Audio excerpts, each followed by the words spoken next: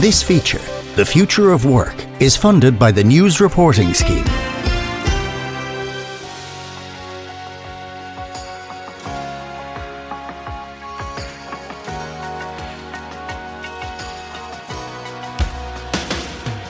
Welcome to this week's episode of The Future of Work on Clare FM. The tourism and hospitality sector in Ireland has seen dramatic changes in recent years, mainly driven by economic conditions, a shortage of labour and even changing visitor preferences.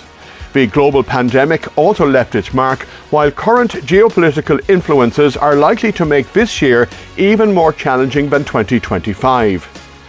Michael Vaughan's father owned the Aberdeen Arms Hotel in Lahinch, and it was here Michael began his career in hospitality as a teenager. After school, he went on to study hotel management and later worked for some big hotel brands, including Jury's, where he was international sales manager. He also worked in the 5-star Dromoland Castle Hotel in County Clare. Michael has seen many changes during his 40 years in the industry, and even when he returned to Lahinch to open his own hotel, it wasn't as easy as he might have expected. Michael Vaughan is a former president of the Irish Hotels Federation and owner of Vaughan Lodge Hotel in Lahinch, County Clare. I was a man who was negotiating sales contracts for 30 hotels between Great Britain and Ireland. I knew every tour operator in the English-speaking market. I knew every tour operator mostly through Europe as well, because I would have contracted any of the tours that would have stayed in the hotels and that.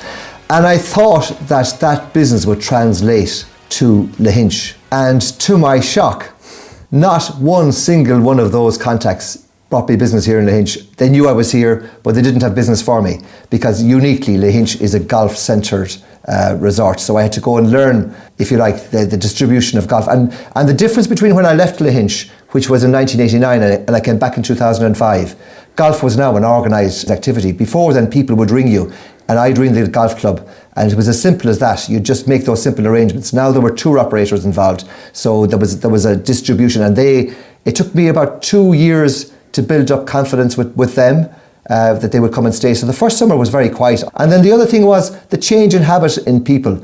When I left Lahinch in 1989, a hotel was a place that was everything to the community. You would dine out there, you would have your drinks in the hotel, and it was only starting to happen back then that people would come and stay in a hotel and explore the area. There weren't restaurants in the locality. I remember Brook na Haida opening in Doolin. My mother was questioning, why would people leave the hotel and go to a restaurant for a dinner? This was an anathema to her. So that thing had changed as well. So when I came here, I set up the hotel for a different type of business, but then I had to come to the realisation was that the market had changed, and that was the big change for me. There was no real change in the sense I was a corporate manager. I was used to delegating things and all that kind of stuff.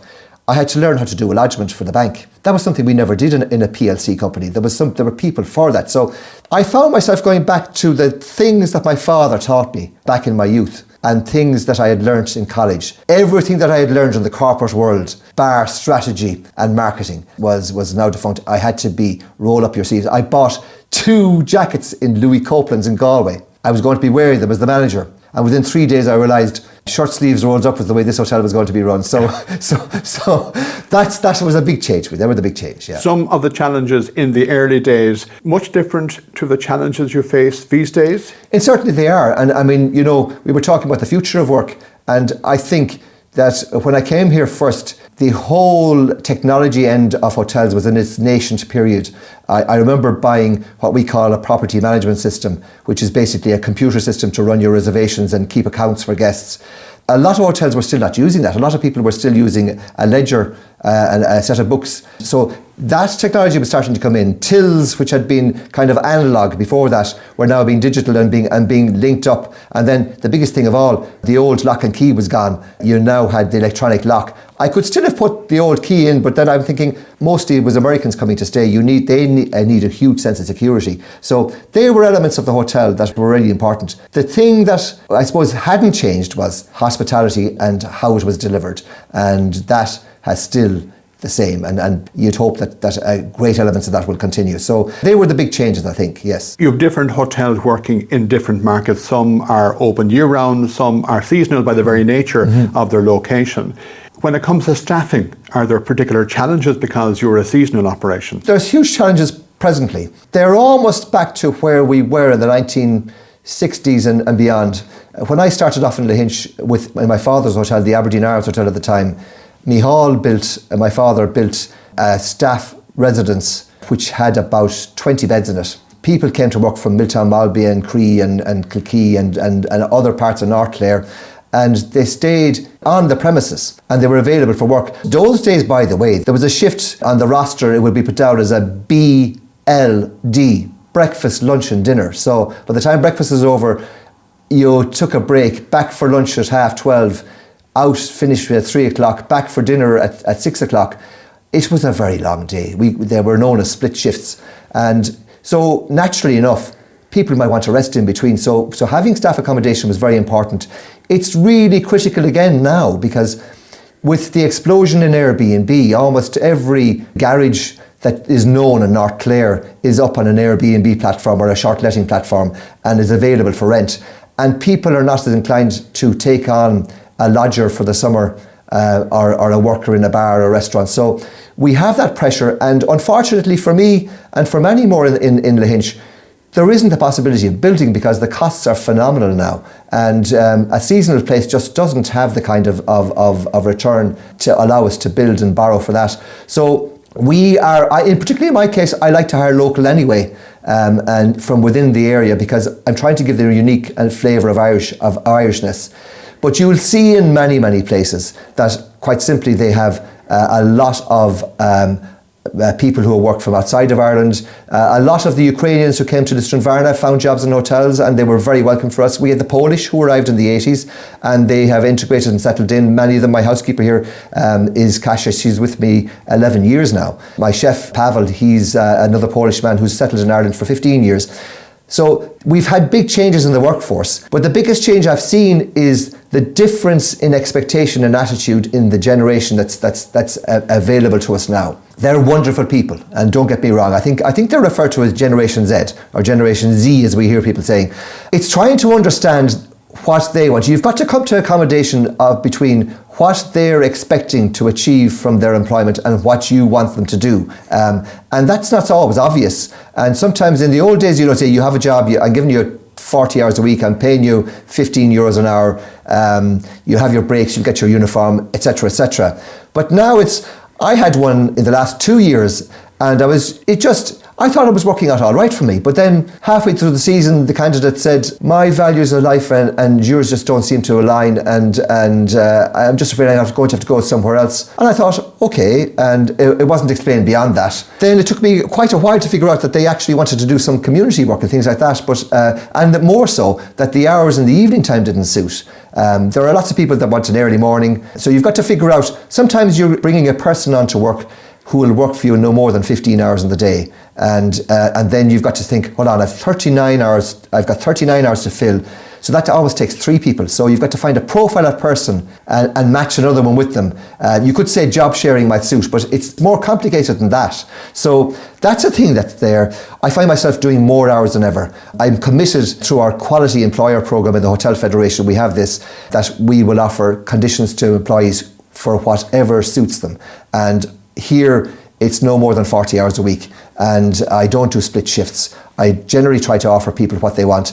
That's been successful, but the person I found that's doing more hours of the work is myself. But look, that's the thing of an employer these days. Are a lot of the challenges you face, Michael, and others in the area, are they across the board? They certainly are, yeah, they certainly are. The big challenges, I know for sure, and I'll just be honest about it.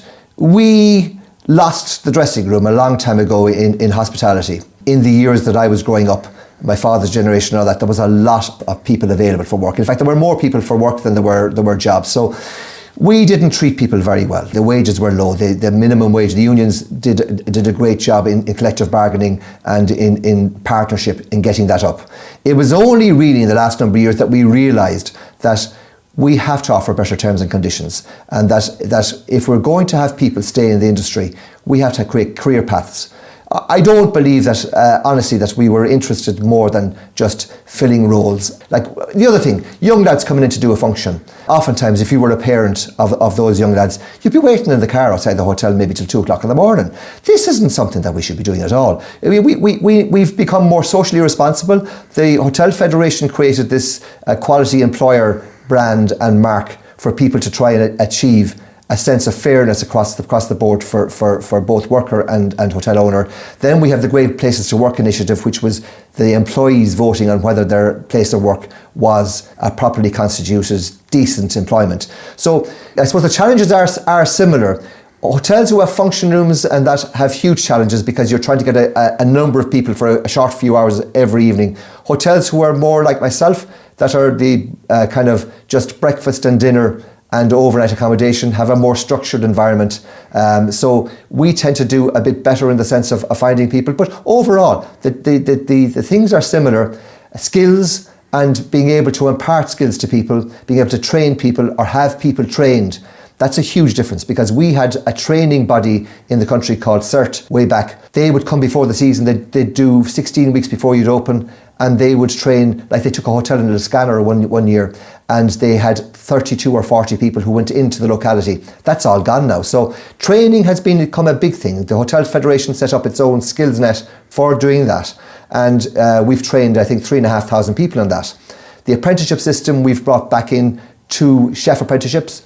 So they're starting to come back again. So I have a vision for hotels, that a hotel should become a recognised training centre with a brand, with a state body saying this is a fair and good place to train as a chef or as a barman or whatever, and that you would get qualifications while you were working, because this is what young people want. There's a big push now for people to earn and learn. So for instance, our chef apprenticeship has 2 days in college, 3 days in the workplace. So the skills they learn in the workplace are complemented by the theory. Now, we started that 5 years ago.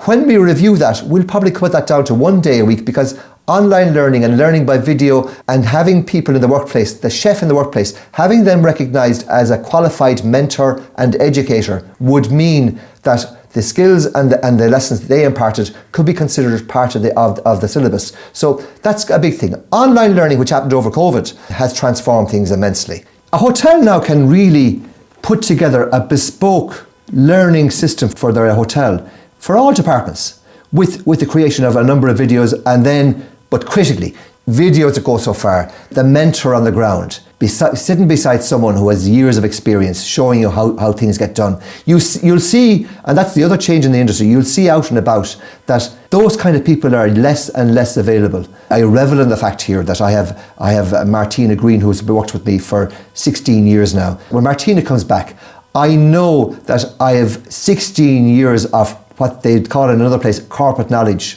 about my business, that she can pass on to somebody coming in starting off new. Elizabeth McNamara, who serves breakfast in the morning time, is the same kind of person, that they have that. When you come into those kind of places, you have confidence immediately. And I think that's one of the things that we have to do in the workplace.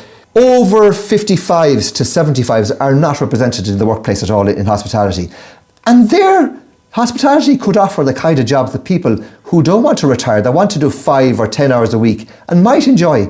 I spoke to a lady in the Employee of the Year Awards for the Hotels Federation that was a housewife who had reared 7 children, and she decided that she might want a few hours a week in the local hotel over on the East Coast. And she came to the attention of the owner who bought Ballyfin House, an American, and he poached her from there. She was doing housekeeping. He poached her from there, and then he realised he had such a gem. He put her doing light duties around the front, and she was talking to people, chatting to them. She was doing the brasso on the rails of the hotel. But that experience and meeting that person is now central to the guest experience of that hotel.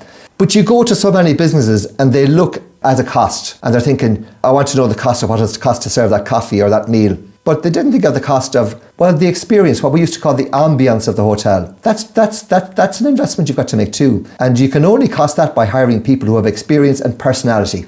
And to me, That is the biggest thing we can do in this business. Hold on to personality and hire and pay for personality. You can train people into the technicalities of any job, but what you can't train them to do is to have a smile or to have a conversation or to give people a sense of arrival and welcome and a sense of place. How do you know you're in Lahinch and not in Ballybunion? If I have people who are not imparting that sense through accent and through just maybe some colloquialisms or just asking people how they are, then I'm just a head on a bed for the night, and that's not Irish hospitality. That was Michael Vaughan, owner of Vaughan Lodge Hotel in Lahinch, County Clare.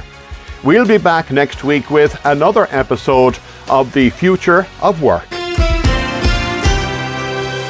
This feature, The Future of Work, is funded by the News Reporting Scheme.